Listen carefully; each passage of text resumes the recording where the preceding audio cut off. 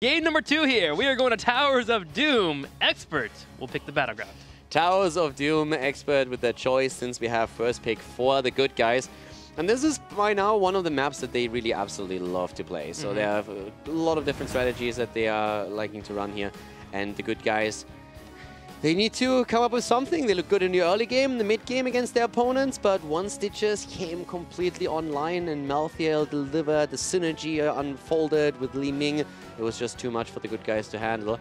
And there's always that pressure at that front line. So let's see if maybe on the second map they can change it up. Yeah, we'll see if that becomes in their way. Also, there's a lot of different heroes that can be played here on this battleground. We've seen the Vikings before. We've also seen Medivh played pretty often. Illidan. Illidan could be played on this hero. Man, that really just went into my subconscious out of nowhere. That was good. Yeah. That's how we roll. That's how we roll. Give me that hunt. That's how we roll. I'm ready for it. Feel the hatred of 10,000 Hero League games.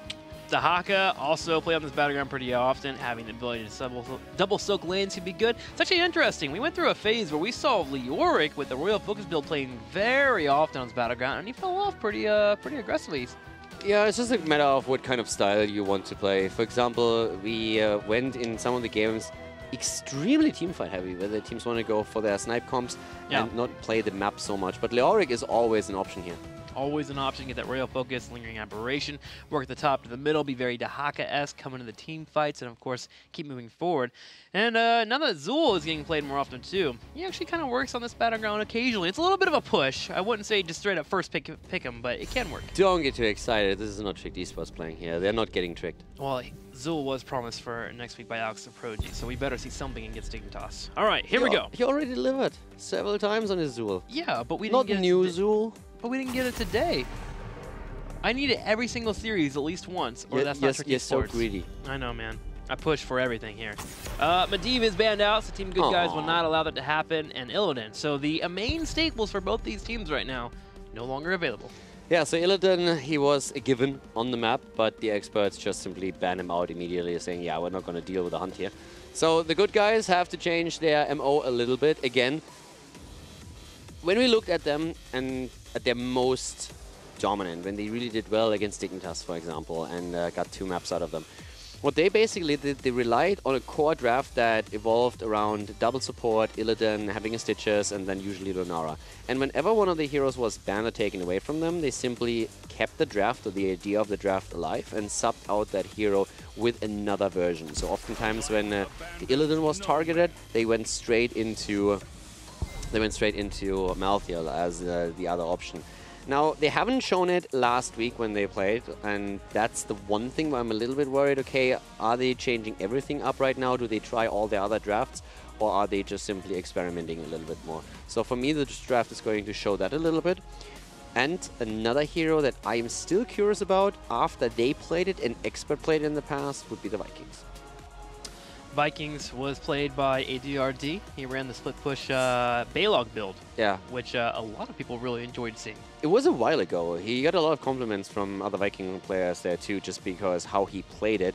And he also played it with a longbow, so that was pretty cool for the team fights. We haven't seen the Vikings in some time, a few weeks on the map, but it's always one of the options that you can go into if you are trying to focus more on the battleground than the actual fights, if you're focusing the macro game more. So the Good Guys have shown a bit of Vikings play on a different map.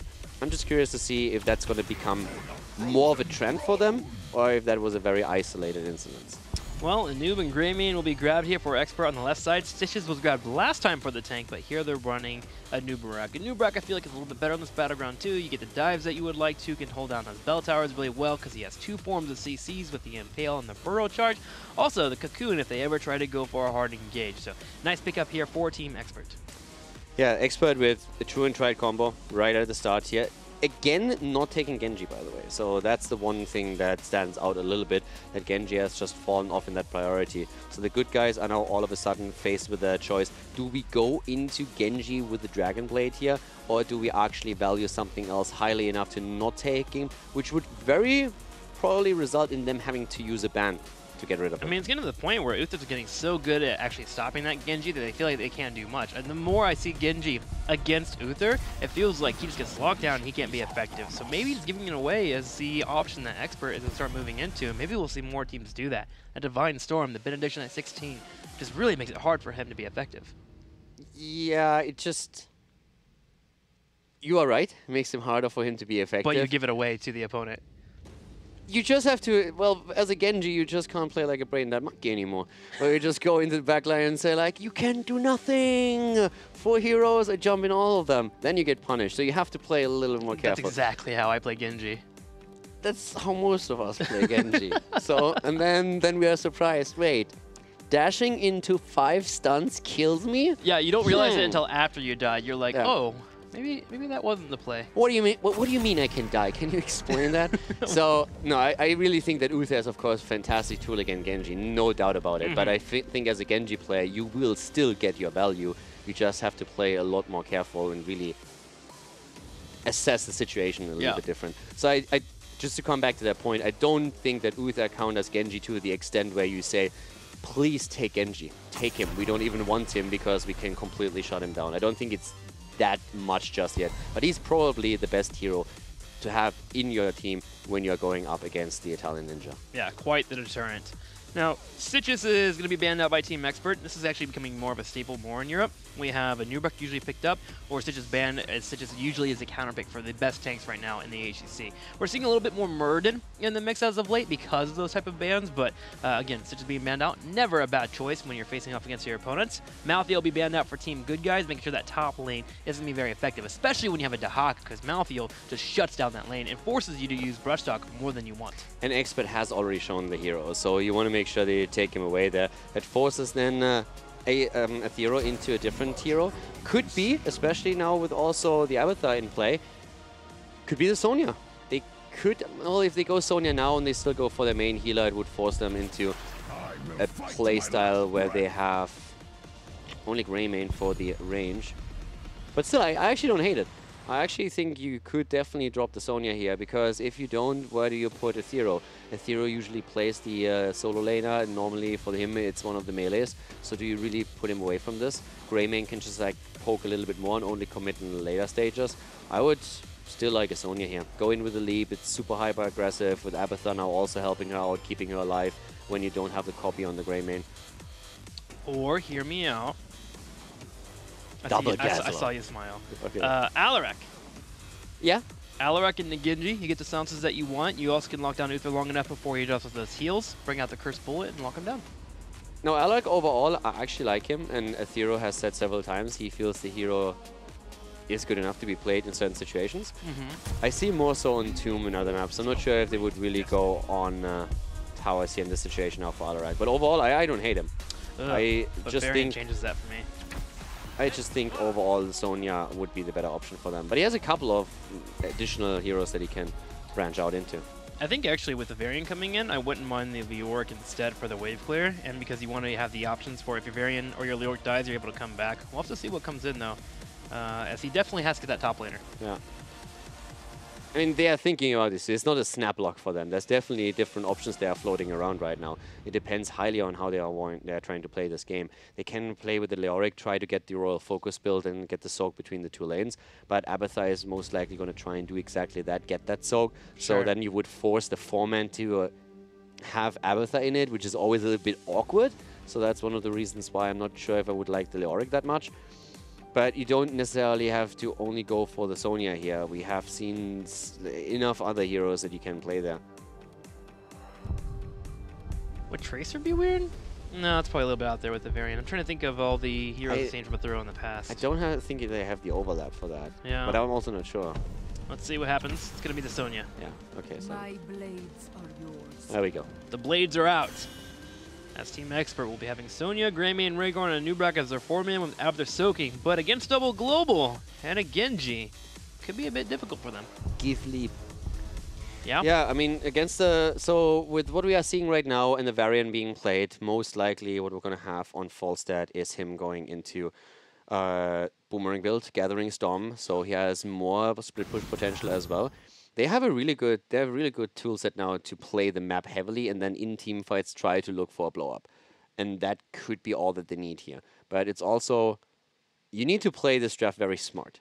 So a lot of minimap awareness, make sure that you never get in caught, and that can definitely work. But I would say that Sonya is likely to go leap again. This is what Aethero has been doing in 80% of his games on Sonya. I think we've seen 2 where he went into Wrath, and that was very special setups that they had for it. So they're going to try and jump on the false stat. They're going to try and get those kills, especially with Abathur helping out with a head on Sonya. Yeah. The threat is so much more against that backline. So if they play it safe, the good guys that is, and play the macro game, they have a pretty good chance to set themselves ahead. And what I like about Team Good Guys Draft 2 here is that typically with the rotation that we have here from Expert, you have your Greymane, your Rhaegar, and your Sonya, all heroes that are great at clearing the mercs on Towers of Doom. But with double globals being up, suddenly you think twice about going for an invade or trying to kill out those mercs, because you might get picked off by your opponents, especially when you have a variant on the opposing team. You're like, oh, we can force stuff before 10 because variant's not the best tank in the world. But now with the false end and Dahaka here, double global can really slow that down and allow them to get to 10 safely. Let's go ahead and start game number 2. It's Towers of Doom. We currently have Expert up 1-0, but the good guys are looking to tie it up. Towers of Doom for our second map, and to the left we have the good guys, sorry, the Experts. The good guys starting on the opponent's side. We have Bad Benny on Anubarak, Athero on Sonya, Nick on Greymane, AD on Abathur, and Curson on Rhaegar as we're heading into game number 2. On the right side, in the red, we have Anti on Dahaka, Zay on Genji, Raid Boss playing Falstad, BKB on Varian, and Kronaz on the Uther. So let's see if this time they can make it happen and tie the series up again. The good guys here currently behind, but with a double global, they have the tools to control the map. The question is Team Expert going to allow that, or are they going to force these fights that they want? Abathur, of course, makes it a bit difficult for them in the early game to go into full team fights, but he has that side soak available for them, and this is what they're looking for. All right, so the harassment already beginning here. Watching out for those fights that are coming in. BKB putting a little bit of pressure on Rhaegar, but not much you can do as a variant. Typically, you wait till you're level 4 to where you get that protection, to where you can be effective in a fight and working those auto attacks, but you wait till 10 to get that taunt, where you become a real menace for the opposing team. Genji, on the left side here for Team Good Guys, is waiting for the rotations, but Expert, they're not doing anything too crazy. They're just going to go ahead and pull it around and soak and soak. We also have the Gathering Storm taken as the level 1 talent for Falstad as expected with the Variant combo. Xay is extremely low and could fall here, and he does, as Abathur helps out right away. Bad Benny in the meantime with a decent record here on Nubarak, 8-3 so far in HGC. BKB just quickly saying hello to Nick before he moves out again. Region Master for level 1 on the Nubarak. Looking over to Team Good Guys. Not a bad pick overall. Seems pretty decent. You're going to be able to get yourself set up for, of course, the shields for the late game, but typically you get that dampened magic at level 1. Doesn't matter though, as Team Expert still bites back and gets the harassment and takes out the variant. Without a level 4, he's just a bit too vulnerable here at that moment, and that is another kill. Against the good guys, the Experts with super pressure in the early game. They run the Abathur composition, but they still get the value. They get the kills, they have the roaming, and they're also getting structures now, dropping the tower in the mid lane. In the meantime, ADRD is just plastering the toxic nests all over the place. This is a fantastic start into the game for the Experts, and they pick up an early level 4 as a reward. Yeah, part of it is that sheer power of all the individual heroes. I mean, look at it. You have Greymane, Rhaegar, and Sonya. These are all heroes that can duel if they need to, and Nubarak gives them the engage. Team Good Guys also drafted a composition that comes line at the mid side, so Team Experts pushing the pressure here, even with them having an Abathur. They get one ult to the top left, and already working on the bottom here as they grab sappers and are pushing their opponents in. But Team Good Guys are hoping to make a stand. Yeah, level 4 versus 4. Curson is low and nearly taken out, and well, scratch that. He is down as Genji secures the kill. Falstad was working hard for it, but in the end, we have Genji claiming it. Out there soaking in the top lane, he did see Falstad fly. I don't know if I saw the brush stalker here from Dahaka, but so far he hasn't made a play. His body blocking is happening on the top. What we just saw is, by the way, the most annoying thing when you play with a Genji on your team. I know that kill steals don't matter in Heroes of the Storm, but isn't that always the case? You work hard for a kill, and then when the final blow is about to be delivered, your Genji zips in, takes it, and then at the end it's like, look how many kills I got. Slightly frustrating for sure. But hey, that's what happens, man. We got You've been there, right? I've been there once or twice. We've all been there. I mean, but you also have the other side of it too, is where there is someone that's supposed to be low on health, and you go for it, but they die, and then Genji gets stuck behind the towers, and he gets killed off, and then we all laugh at him. Like this? Like this, yes. Genji down Expert. Once again with the coordination to get that kill, and Zay is really struggling there. So right now we have 3 kills against 1, but the big thing to take away from this is still that the good guys were able to claim 2 of the altars here. But we're still talking Abathur composition before level 10. So So the experts are just doing it. They're playing a great early game here, and that worries me a little bit for the later stages of this match. Then again, we have Varian after level 10, of course, in a bit of a better spot. And that's always a scary moment. Every time you're playing against a Varian, you're always thinking about that 10 looming around, that taunt coming in. Will you be picking up the cleanse, and then will you get out-traded? Now, Rhaegar does grab the cleanse, so that means Team Expert will have to watch out for those trades and try to be effective in their fights. And that might be possible with 10 coming on and that lead that's been here for Expert often. They have the coordination and the execution to make sure that works. Just you watch, we're going to see the Colossal Smash coming in on 10. Anti-hero on half HP up at the top, and immediately everybody moves in here. But even with the globals, it doesn't matter. Uther is on the bot lane, and Varian doesn't rotate fast enough for the middle. So we see Dehaka fall, the camp stolen away, and Raid Boss also low in HP as the altar is spawning again. And BKB is probably not going to get that channel soon. Not quite. Not with the hat, nope. Thorough gets the hat there, gets the harassment, and BKB will have to walk away. He will harass for as long as he can. There is still double global available with Dehaka ahead and straight to the top. I would assume that a Thorough and crew will be able to take this altar, and they do. 4 more shots for Expert. They could have fought for that though. They have the 2 globals, so they could have gone in for it. It's actually interesting that they simply let it go. Dehaka could have moved into the middle. Falset had his fly still up. And they had already Uther at the bot lane. Maybe they just thought they were too split for it and didn't want to take the fight. Didn't really work out for them, but they sacrificed another 4 shots therefore. So the altar is down, but they grabbed the experience at the top lane. So they are closing the gap to Team Expert. But level 10s, this is definitely going to be when things will be happening. Bad Benny taking harassment there. We'll burrow a charge out. And you're right, the 10s is what we're all about here for both of our teams.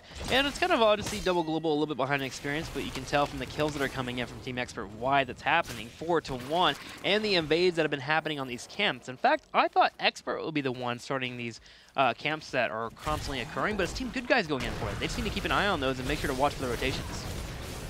Well, he's not watching out for the rotation too much.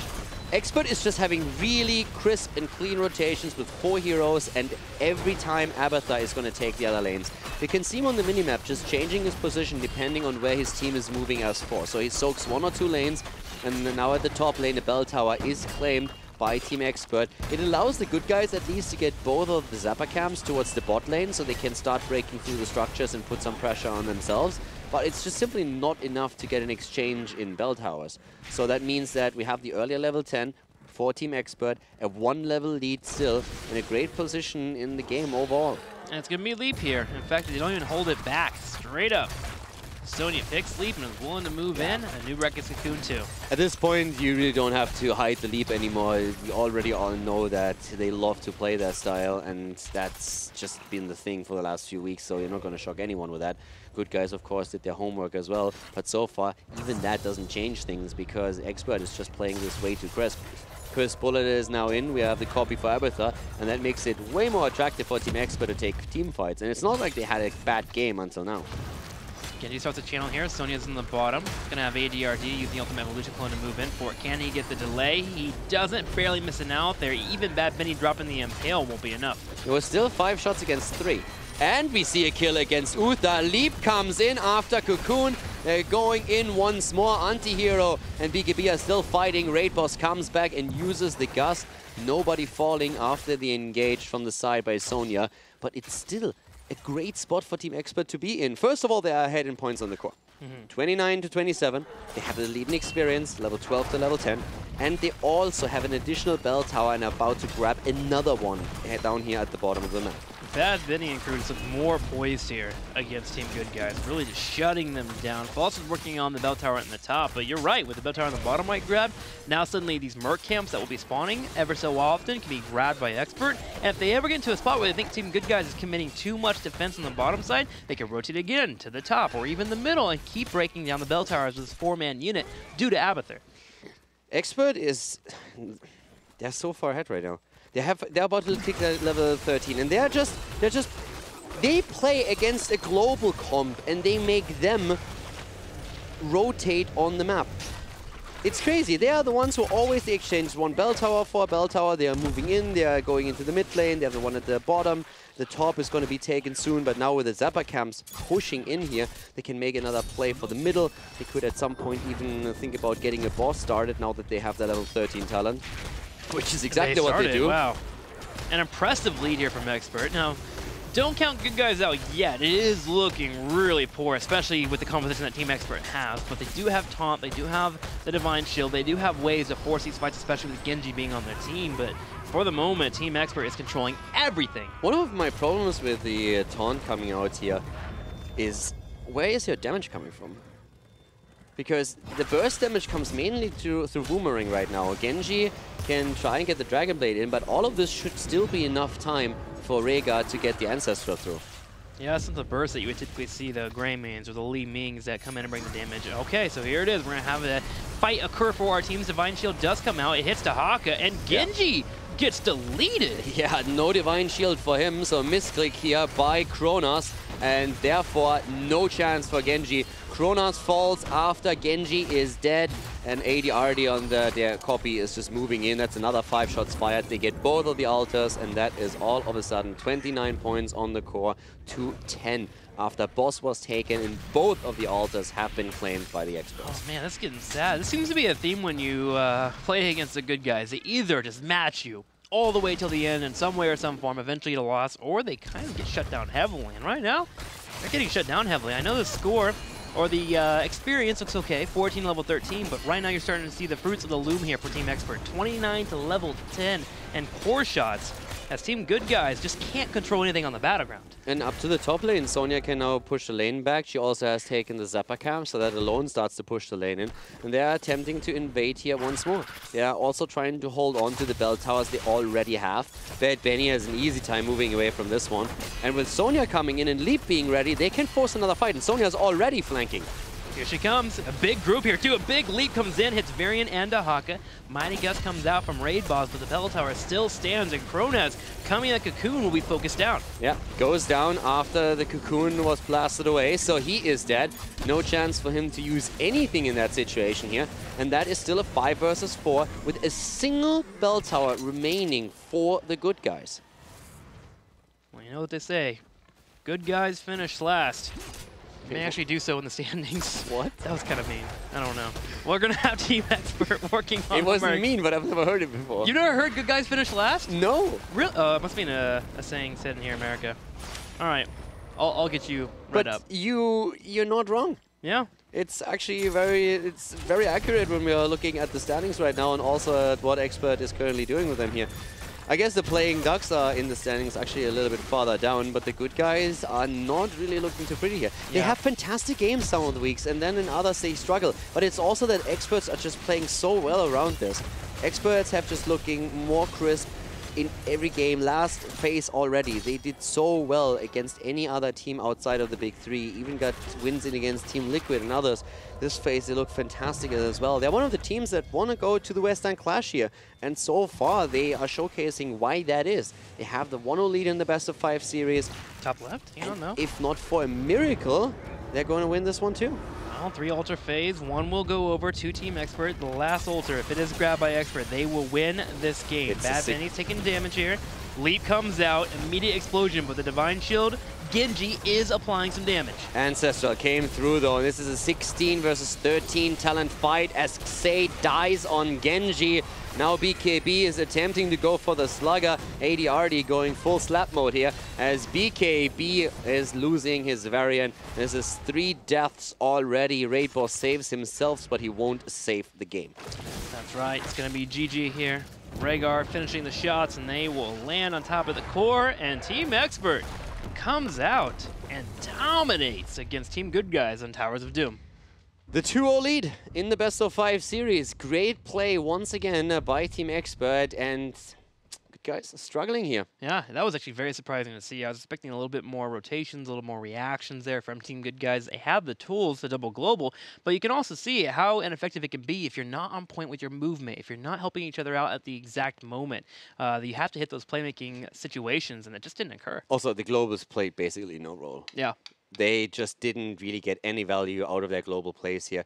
Most of the times it was the globals that were actually picked off by the quick rotation that we saw from Team Expert. So that was extremely well done. Abathur just soaking the entire time, the rest of the team rotating, then helping out with the symbiote real quickly, only losing 1 or 2 minions. And just the kill count in the early game already told pretty much the entire tale. Well, we'll be right back. We'll see if Team Good Guys can muster up some courage and come back against Expert.